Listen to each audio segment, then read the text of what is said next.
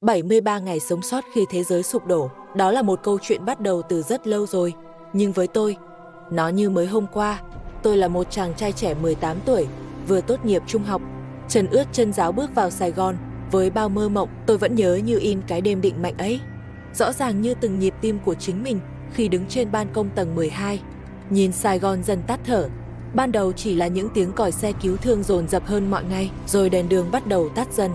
Từng khu phố một cứ thế chìm vào một màn đêm đen đặc quánh, không một ai biết chuyện gì đang thực sự xảy ra. Trên mạng xã hội, tin tức về một chủng cúm dại biến thể tràn lan khắp nơi, nhưng ai cũng cho rằng đó chỉ là chiêu trò câu view rẻ tiền. Cho đến khi những tiếng la hét thất thanh vang lên từ dưới con ngõ và một mùi máu tanh bắt đầu len lỏi trong không khí. Tôi sống một mình trong căn hộ chung cư ở quận 4. Mẹ tôi đã mất vì ung thư 2 năm trước. Còn cha tôi, ông ấy đã bỏ đi từ khi tôi còn rất bé. Tôi vốn đã quen với sự cô độc, nhưng trong cái đêm hôm đó, sự cô độc ấy biến thành một thứ gì đó vô cùng đáng sợ. Từ ban công, tôi thấy những bóng người chạy tán loạn dưới đường. Một chiếc xe máy đột ngột tông mạnh vào cột đen, người lái văng ra, loạng choạng đứng dậy và lao thẳng vào cán xé cổ người phụ nữ vừa chạy đến để giúp đỡ. Máu phun ra thành một vệt đen sẫm. Dưới ánh đèn xe còn sót lại, tôi dụi mắt, nghĩ rằng mình đang hoa mắt. Nhưng rồi tiếng la hét kinh hoàng vọng lên từng tầng nhà đã khiến tôi hiểu rằng đó không phải là ảo giác.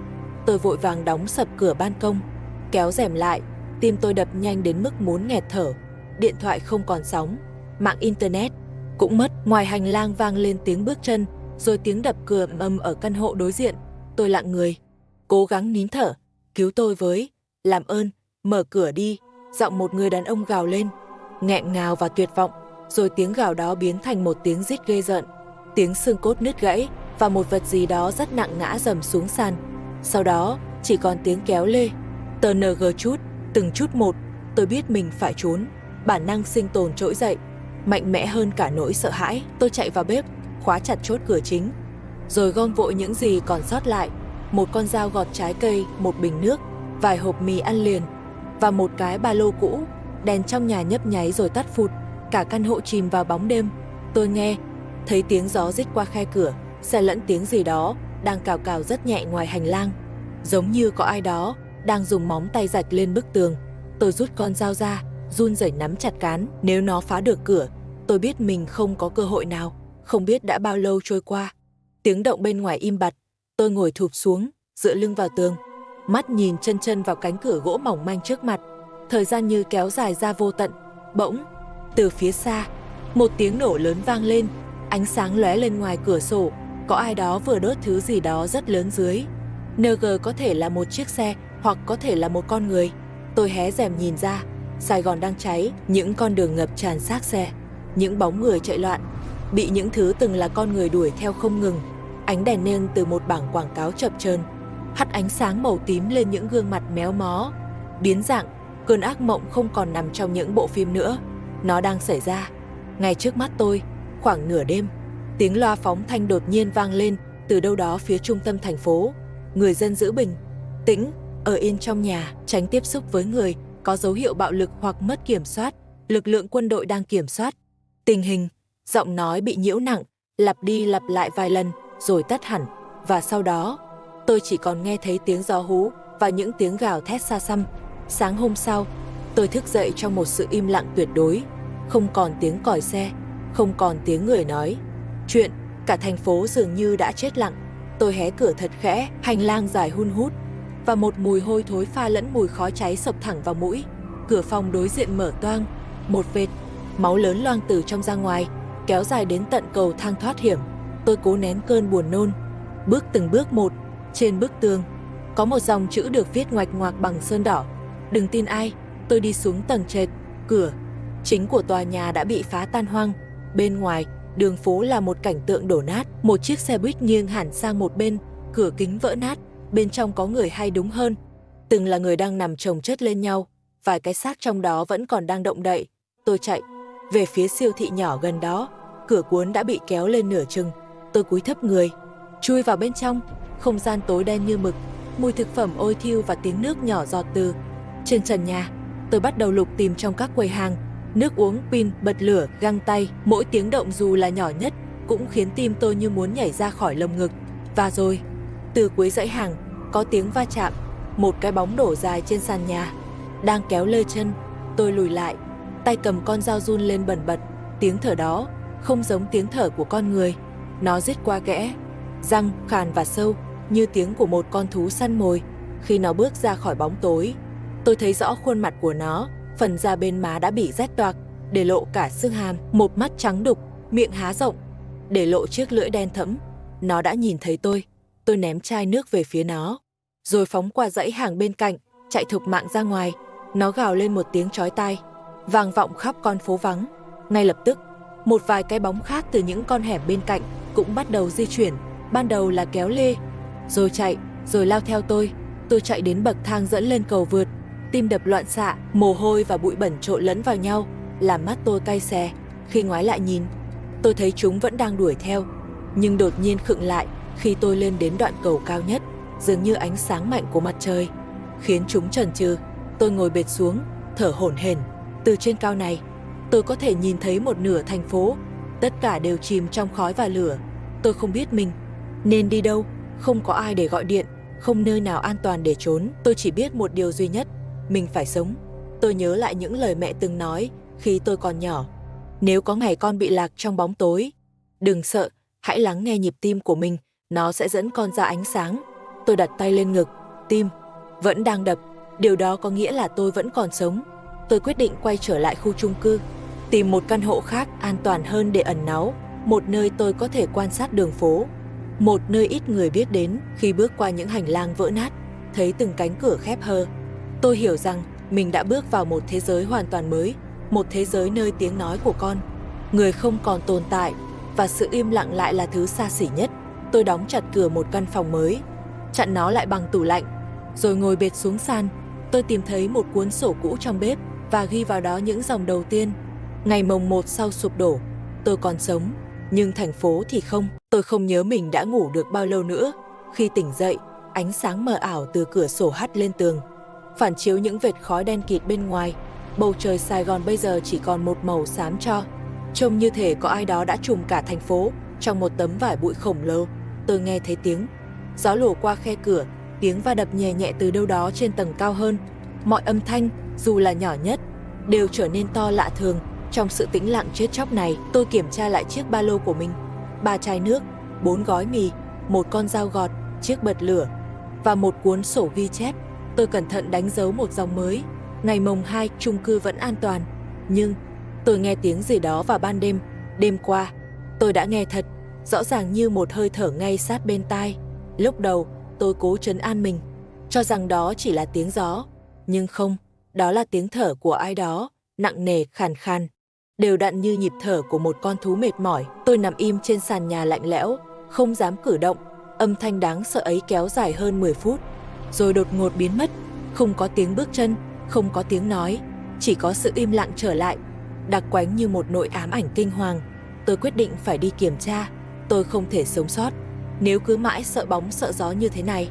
Tôi nắm chặt con dao trong tay, bước ra ngoài. Hành lang dài hun hút, ánh sáng nhờ nhờ từ ô cửa cuối dãy lọt vào, chiếu lên những vệt máu cũ đã khô lại thành màu nâu đậm.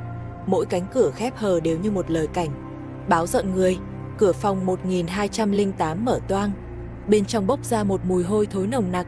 Tôi nghiêng người nhìn vào, không có ai cả, chỉ có một chiếc nôi trống đang lắc lư nhẹ nhẹ theo gió.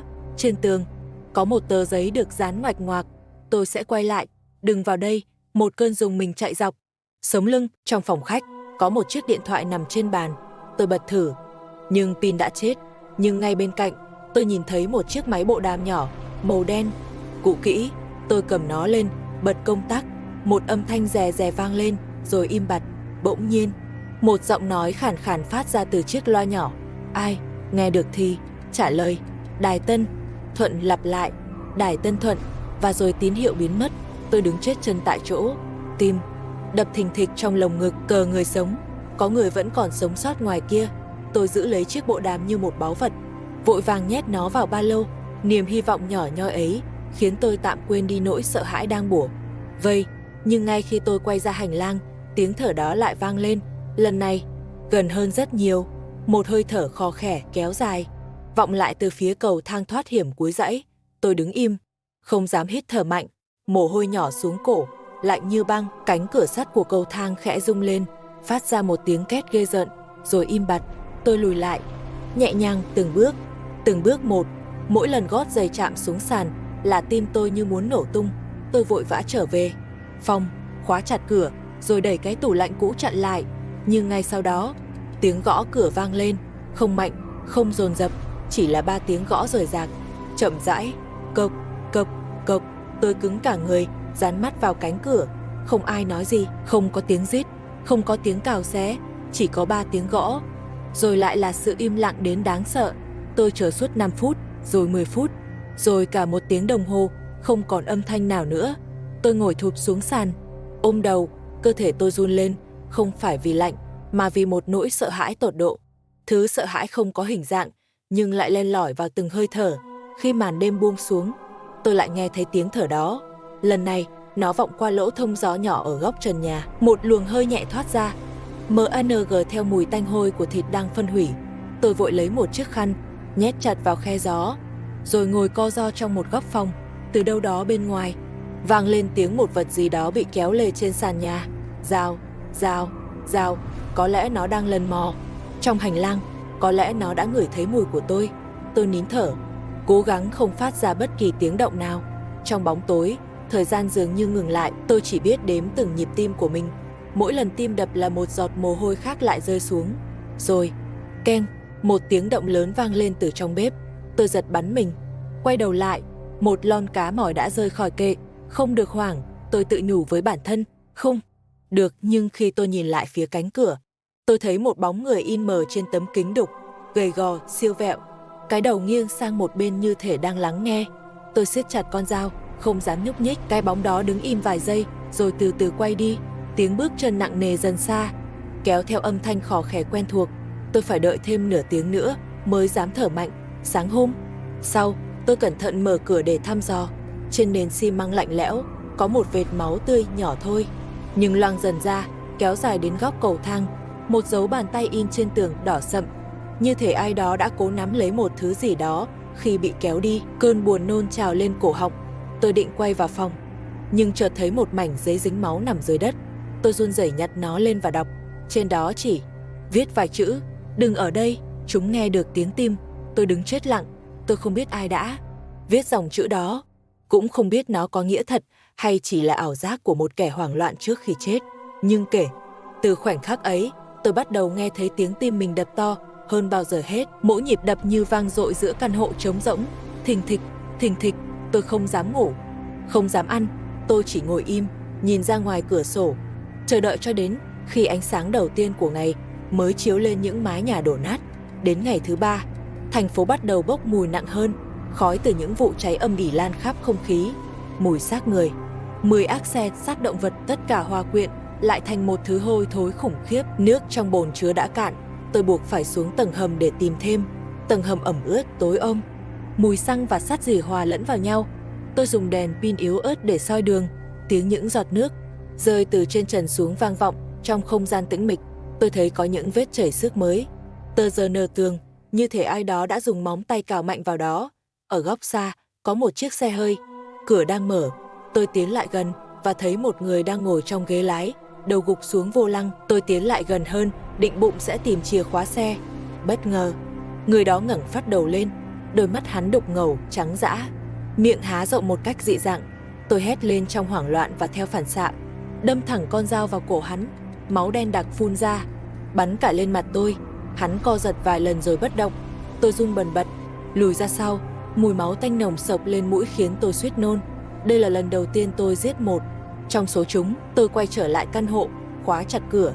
Bên ngoài, mưa bắt đầu rơi. Những hạt nước nặng trĩu đập vào cửa kính, hòa cùng tiếng sấm nổ đùng đoang ở phía xa. Tôi ngồi xuống, mở cuốn sổ và viết. Ngày mồng 3, tôi đã giết một trong số chúng. Tôi không biết mình còn là con người nữa không. Tôi nhìn đôi tay mình, vẫn còn dính máu, run rẩy không ngừng. Và rồi, từ trong ống thông gió, tiếng thở đó lại vang lên, chậm rãi, ẩn nhẫn. Và lần này, nó gần hơn bao giờ hết. Tôi chậm chậm quay đầu về phía đó. Một đôi mắt trắng đục đang nhìn chằm chằm xuống tôi từ khe hở nhỏ. Tôi chỉ là chàng thanh niên mới lớn quá nhiều sự nguy hiểm đang đến. Tôi không nhớ mình đã đứng yên bao lâu, chỉ biết tim đập mạnh đến mức có thể nghe thấy trong đầu. Đôi mắt trắng đục ấy vẫn nhìn tôi chằm chằm qua khe ống thông gió, không hề chớp. Tôi từ từ lùi lại, tay nắm chặt con dao, nhưng bàn tay đã trơn tuột vì mồ hôi. Một giọt nước mưa từ trần nhà rơi xuống trúng vai, khiến tôi giật bắn mình. Và cũng chính khoảnh khắc ấy, cái gì đó bắt đầu trườn ra khỏi khe gió. Tấm lưới kim loại cong vanh rồi bật tung, rơi xuống sàn kêu một tiếng loảng xoảng. Một cánh tay gầy guộc, đầy vết loét thò ra, ngoặc vào mép tường, rồi đến cái đầu. Cái miệng há rộng rít lên một tiếng khàn khàn, như tiếng cưa. Rỉ sét, tôi hét lên, lao tới đâm thẳng vào ngực nó. Con dao găm sâu, nhưng nó vẫn gào. Tôi giật mạnh dao ra, máu đen bắn tung tóe lên tường. Nó giật người, rơi thẳng xuống sàn nhà. Co giật vài giây rồi bất động. Tôi thở hổn hển. Căn phòng ngập trong mùi tanh hôi và khói đèn. Khi tôi nhìn lại qua khe ống thông gió, tôi thấy nhiều đôi mắt khác đang lóe sáng trong bóng tối. Không chỉ có một, chúng đang bỏ đến. Tôi không còn lựa chọn nào khác. Tôi gom vội đồ đạc, nhét bộ đàm vào ba lô và bỏ chạy ra hành lang. Tiếng rít vang lên từ phía sau, rồi tiếng va đập liên hồi vào tường. Một ếnh kim loại va vào xi măng. Chúng đang phá ra. Tôi lao xuống cầu thang thoát hiểm. Mùi ẩm mốc và máu khô nồng nặc xộc vào mũi. Mỗi tầng tôi đi qua, ánh sáng đèn khẩn cấp lại mờ dần, chỉ còn lại bóng tối đặc quánh. Khi tôi đến được tầng trệt, tiếng động từ trên cao vọng xuống, nghe như cả một bầy thú đang bò. Tôi biết mình không thể ở lại đây thêm một giây nào nữa. Bên ngoài, trời vẫn mưa, đường phố trơn trượt, y vỏ xe và xác người. Tôi kéo chiếc áo khoác rách lên che đầu, chạy giữa cơn mưa lạnh buốt. Tiếng mưa rơi át đi mọi thứ, cả tiếng thét lẫn tiếng gào. Nhưng tôi biết, chúng vẫn đang ở quanh đây. Tôi tìm được một chiếc xe tải đổ bên vệ đường, cabin mở toang. Bên trong có một người đàn ông mặc áo bảo vệ, đã chết từ lâu. Tôi lấy khẩu súng ngắn trong bao da bên hông ông ta, kiểm tra, còn 3 viên đạn, chỉ 3 viên đủ để kết thúc 3 sinh mạng, hoặc 1 sinh mạng nếu tôi chọn đó là của mình. Tôi nhét súng vào thắt lưng, lấy thêm chiếc đèn pin. Cơn mưa vẫn rơi nặng hạt, khiến không khí lạnh buốt. Tôi lội qua đoạn đường ngập nước, cố tìm một nơi khô ráo. Xa xa có ánh sáng mở hắt ra từ một cửa hàng tiện lợi nhỏ. Cửa kính vỡ, bên trong có tiếng lạo xạo. Tôi bước tới, soi đèn vào. Bên trong là 6 bóng người, nhưng không phải người. Chúng đứng lắc lư, tay cụp xuống, đầu nghiêng lệch, mắt trắng dã. Chúng không làm gì, chỉ đứng đó như đang lắng nghe một thứ âm thanh vô hình giữa đống đổ nát. Tôi thấy một con radio nhỏ đang phát ra tiếng rè rè, một âm thanh tần số nhiễu loạn. Tôi hiểu ra, chúng bị thu hút bởi âm thanh. Tôi tắt đèn, nín thở, di chuyển thật chậm về phía sau. Nhưng rồi, chân tôi dẫm lên một mảnh kính, rắc, toàn bộ 6 cái đầu quay phát lại. Cùng lúc, tiếng rít vang lên đồng loạt, như một dàn hợp xướng của địa ngục. Tôi chạy, chúng đuổi theo. Những bước chạy nặng nề nhưng cực nhanh. Tôi phóng ra ngoài, băng qua con đường, lao vào con hẻm bên cạnh. Tiếng chúng đập vào tường, tiếng móng tay cào lên bê tông nghe chát chúa. Tôi ngã trượt trên nền nước, đầu đập vào nắp cống, mắt hoa lên, mọi thứ quay cuồng. Khi ngẩng đầu lên, tôi thấy một cái miệng đầy răng đang lao xuống. Tôi bóp cò, tiếng súng nổ chát chúa. Một tôi ù đi, đầu nó vỡ tung, máu và não bắn lên mặt tôi. Nhưng tiếng nổ ấy đã gọi cả bầy. Từ cuối con hẻm, hơn chục bóng người bắt đầu xuất hiện, chạy bò trườn, mỗi con đều phát ra âm thanh khàn khàn, như tiếng hơi thở của chính cái chết. Tôi lùi dần, nhìn quanh, thấy một nắp cống mở, không nghĩ thêm. Tôi lao xuống, bên dưới là đường cống ngầm ẩm thấp, tối tăm và hôi thối kinh khủng. Nước đen ngập đến đầu gối, tiếng giọt nước vọng lại như tiếng bước chân vô hình. Tôi lần mò đi sâu vào trong, dùng đèn pin soi đường. Trên tường có những vết xước, như móng tay người cào hoặc cái gì đó lớn hơn. Tôi đi được vài trăm mét thì nghe thấy tiếng nước bắn tung tóe phía sau. Chúng đã xuống theo. Tôi tắt đèn, nín thở. Tiếng bọn chúng vọng lại, rên rỉ khò khe, xen lẫn tiếng nước vỗ. Tôi chui vào một đường ống nhỏ bên cạnh, chỉ vừa đủ để một người luồn qua. Nước bẩn lạnh buốt, mùi xác chết sộc thẳng vào mũi. Tôi cắn răng, cố không nôn. Một con đi ngang qua miệng ống, nó dừng lại, hít không khí. Tôi nín thở, tim đập mạnh đến mức tôi sợ nó nghe thấy thật. Vài giây sau, nờ gào lên, rồi lao về hướng khác. Tôi suýt khóc vì nhẹ nhõm. Khi chắc chắn an toàn, tôi bò ra ngoài. Phía trước có một lối dẫn lên mặt đất, một tấm thang sắt rỉ sét, mờ mờ ánh sáng từ trên lọt xuống. Tôi leo lên, mở nắp, bên trên là khu chợ cũ Nguyễn Văn Trỗi, hoang tàn, vỡ nát. Trên mặt đường, xác người nằm la liệt, nhưng không động đậy. Trời vẫn còn mưa, nhưng đã nhẹ hơn, và gió mang theo mùi hôi của xác phân hủy. Tôi ngồi xuống bên bậc thềm, cố gắng thở. Toàn thân tôi run lên, vừa lạnh vừa mệt. Tôi lấy bộ đàm ra, bật thử, lại là tiếng rè rè quen thuộc. Rồi, nếu ai còn sống, hãy di chuyển đến khu công nghiệp Tân Thuận, chúng tôi có nơi trú ẩn, có điện, có người. Một giọng nữ, yếu nhưng rõ ràng. Tôi bật dậy, lần này không phải ảo giác. Tôi nhìn quanh, không còn ai, chỉ mình tôi, giữa một thành phố đã chết. Tôi mở sổ, ghi nhanh, ngày mùng 4. Tôi không còn một nơi nào để ẩn nấp, nhưng tôi có hướng đi, khu công nghiệp Tân Thuận. Tôi nhìn về phía xa, nơi từng là khu cảng, nơi những ánh đèn công nghiệp giờ chỉ còn là ký ức. Từ phía xa, vọng lại một tiếng hú dài âm trầm, ghê rợn, không giống con người. Tôi hiểu rằng bầy đàn đang tụ lại, chúng không chỉ mò mẫm trong bóng tối, nữa chúng đang săn. Đêm ấy, tôi trú tạm trong một cửa hàng đồ điện, dựng bàn ghế chắn cửa.